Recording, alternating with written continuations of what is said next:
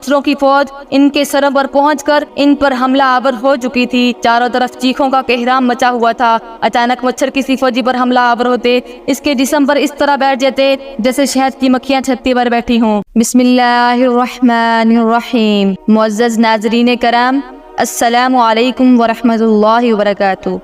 हजारों साल पहले की बात है। बाबिल का एक हुक्मरान था जिसका नाम नमरूद बिन कनान बिन कोश बिन साम था। वो एक मुतकब्बर, सरकश, खुदाई का दावा करने वाला जालिम हुक्मरान था। नमरूद मुसलसल 400 साल तक बादशाह रहा। अहले इल्म का कहना है पूरी दुनिया पर हुकूमत करने वाले 4 अफराद में से एक था। 4 आदमियों ने पूरी दुनिया पर हुकूमत की। इनमें से 2 मोमन और 2 काफर थे। मोमन तो जुल्करनैन और सुलेमान अलैहिस्सलाम थे और काफर नमरूद और बख्ते नसर थे। जिस दिन हज़रत इब्राहीम अलैहिस्सलाम आग से बाहर निकले, इस दिन पहली मुलाकात आपकी नमरूद से हुई। चौंके गल्ला का इंतजाम नमरूद ने अपने पास रखा था। लोग गल्ला लेने इसके पास जाते थे। वो पहले इनसे अपनी खुदाई का इकरार करता, फिर गल्ला देता। जो इनकार कर देता वह खाली हाथ लौटता। हज़रत इब्राहीम अलैहिस्सलाम भी दूसरे लोगों के साथ गल्ला लेने के लिए इसके पास गए। उसने इब्राहीम अलैहिस्सलाम से कहा कि तेरा रब कौन है? हज़रत इब्राहीम अलैहिस्सलाम ने जवाब दिया,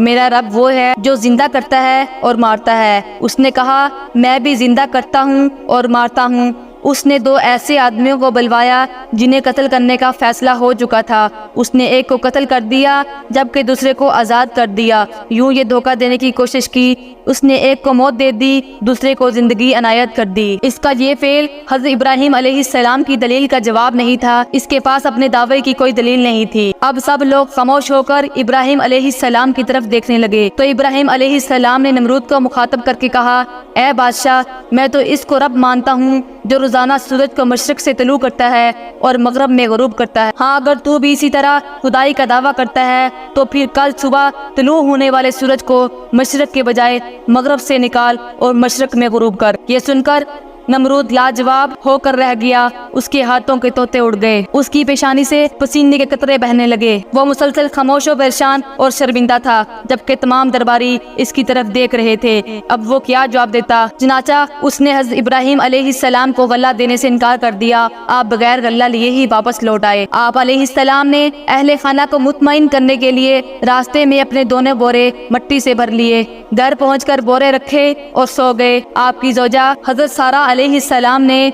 बोरे देखे तो निहायत उम्दा गल्ले से भरे हुए थे। चनाचा उन्होंने खाना तैयार किया। जब इब्राहीम अलैहिस्सलाम बेदार हुए तो खाना तैयार देखकर पूछा, ये खाना कहाँ से आया है? आपकी जोजा ने अर्ज की, आपके लाए हुए गल्ले से ही तैयार किया है। तब आप समझ गए ये अल्लाह ताला का अता करदा रिज़्क है। अल्लाह ताला ने इस जालिम बादशाह नमरूद के पास एक फरिश्ता भेजा जिसने उसे अल्लाह पर ईमान लाने की दावत दी। उसने इनकार कर दिया। उसने फिर दावत दी। उसने फिर इनकार कर दिया। उसने फिर तीसरी मर्तबा दावत दी। उसने फिर इनकार कर दिया और कहा, तुम अपने लश्कर जमा कर लो और मैं अपने जमा कर लेता हूँ। अल्लाह ताला को मैदान जंग में मुकाबला की दावत देने के बाद नमरूद जंगी तैयारियों में मसरूफ हो गया। सूरज तुलू होते ही उसने अपनी फौजों के लश्कर जमा कर लिए। जंग का तबल बजाता हुआ मैदान किताल में पहुँच गया। वो दूसरे फरीक का इंतजार करने लगा, लेकिन वहाँ दूसरे फरीक की फौजें मौजूद ना थी। काफी इंतजार करने के बाद वो शेखियाँ बगाड़ने लगा, देखना हमारी दहशत, किसी को हमारे मुकाबले में आने की जरूरत ही ना हुई। इसको इल्म है अगर नमरूद की फौजों के मुकाबले में निकला तो इनसे टकराकर टुकड़े टुकड़े हो जाएगा। इसी दौरान अल्लाह करीम ने अपनी एक नन्ही मुन्नी छोटी सी मखलूक को हुक्म दिया, इस जाबर बादशाह की फौजों का मुकाबला करो। अचानक नमरूद ने अपनी अफवाज के सिपा सलार से कहा, ये दूर आसमान तेजी से काला क्यों होता जा रहा है? ऐसे मालूम हो रहा है जैसे कोई तूफान हमारी तरफ तेजी से बढ़ता चला आ रहा है। मच्छरों की फौज इनके सरों पर पहुंचकर इन पर हमला आवर हो चुकी थी। चारों तरफ चीखों का कहराम मचा हुआ था। अचानक मच्छर किसी फौजी पर हमला आवर होते, इसके जिस्म पर इस तरह बैठ जाते जैसे शहद की मक्खियां छत्ती पर बैठी हों। नमरूद मैदान में हैरान और परेशान भागा फिर रहा था। देखते ही देखते थोड़ी देर में मच्छर सारी फौज और सवारियों का खून पी गए, गोश्त खा गए। सारी फौज, हाथी और घोड़े हड्डियों के ढांचे बन चुके थे। लेकिन नमरूद को मच्छरों की फौज ने कुछ ना कहा था, क्योंकि इनको अल्लाह की तरफ से हुक्म ही यही था कि नमरूद को तुमने नहीं खाना। वो अभी तक जिंदा था, हैरान और परेशान होकर मैदान में घूम रहा था। अब अल्लाह ताला ने एक नन्हे मच्छर को हुक्म दिया कि नमरूद के दिमाग तक पहुंच जा। नाचा मच्छर नाक के जरिए नमरूद के दिमाग तक पहुंच गया। मच्छर नमरूद के दिमाग को चाटता